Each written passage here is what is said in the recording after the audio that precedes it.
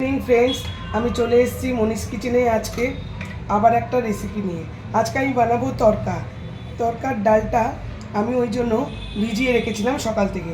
এখন এই যে তরকার ডাল এর সঙ্গে জল দিয়েছি আর এই যে একটু পেঁয়াজ কুচি দিচ্ছি, এই যে আদা কুচি দিচ্ছি, লঙ্কা কুচি দিচ্ছি অল্প অল্প, আর একটু টমেটো আর একটু রসুন এই দিলাম, অল্প একটু লঙ্কার গুঁড়ো,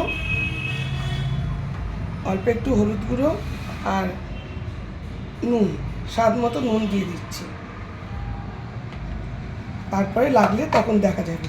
এইটা মিশিয়ে আমি সেদ্ধ করতে বসাবো। সানরাইজের মশলা, তড়কা মশলা, অল্প সানরাইজের তড়কা মশলা এই দিয়ে দিলাম। এটা এবার নাড়িয়ে চাড়িয়ে এবার সেদ্ধ করতে বসিয়ে দেবো। ওদিকে তরকাটা আমার সেদ্ধ হয়ে গেছে, এদিকে আমি কড়াইয়ে তেল দিয়ে দিলাম এবং গ্যাসটা জ্বালিয়ে স্টার্ট করলাম। একে একে এর মধ্যে পেঁয়াজ কুচি দেবো, টমেটো দেবো, কাঁচা লঙ্কা কুচি দিয়ে দেবো, কাঁচা লঙ্কা কুচি, পেঁয়াজ কুচি আর টমেটো কুচি দিলাম। তার সঙ্গে এই যে আদা রসুন কুচি দিয়ে দিচ্ছি।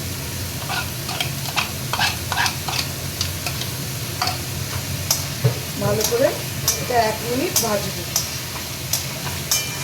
হাই ফ্লেমেই আছে, হাই ফ্লেমে 1 মিনিট ভাজবো। এবার আমার এইটা পেঁয়াজ এই মশলাটা মানে ভাজা হয়ে গেছে। এইবার আমি ওর মধ্যে লঙ্কার গুঁড়ো দেবো, এই যে লঙ্কার গুঁড়ো দিয়ে দিলাম, অল্প হলুদ দিয়ে দিলাম, লঙ্কার গুঁড়ো আর একটু লাগবে, আমরা একটু ঝাল ঝাল খাই তো। আর নুন তো আগেই দিয়েছি, আর তরকার মশলাটা দিয়ে দিচ্ছি খানিকটা। হ্যাঁ, এইটা এবারে খানিকক্ষণ এটা করে নিয়ে দেখছি নেক্সট প্রসেস। এবার এর মধ্যে মশলাটা মিশিয়ে নিয়ে এবারে আমি এর মধ্যে ডিম দিয়ে দেবো। আমি তিনটে ডিম দেবো, যার যেরকম মানে পরিমাণ সেরকম দেবে। আমাদের পরিমাণ অনুযায়ী আমাদের 3টে ডিম লাগবে।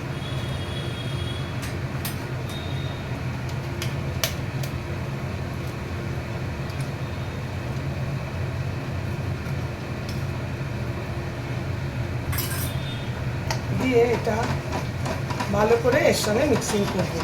এরপরে প্রসেস দেখাচ্ছি। তরকার ডালটা তার সঙ্গে মশলাগুলো দিয়েছিলাম, একটুখানি ঘেটে দিলাম, ঘেটে দিয়ে এবার আমি ওর সঙ্গে মিশিয়ে দেবো।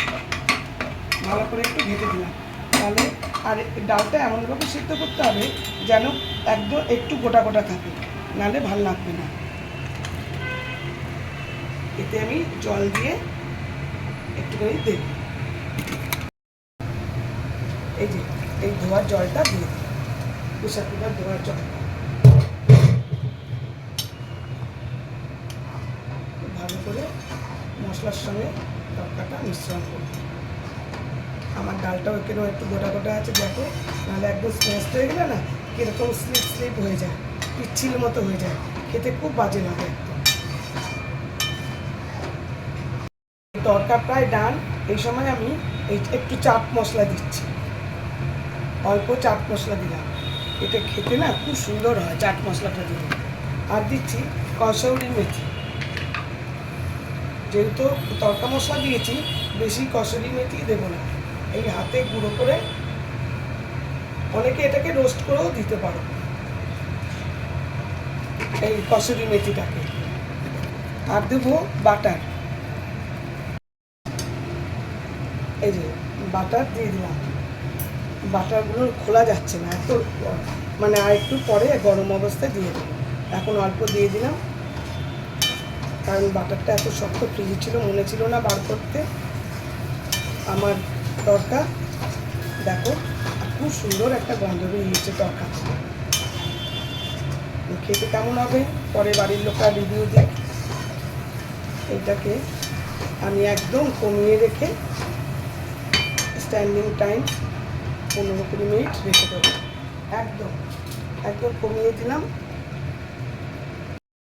এই যে বাটারটা একটু দিয়ে দিলাম, কারণ বাটারটা এখন একটুখানি পড়ে, আগেও দিয়েছি সেজন্য আর দেব।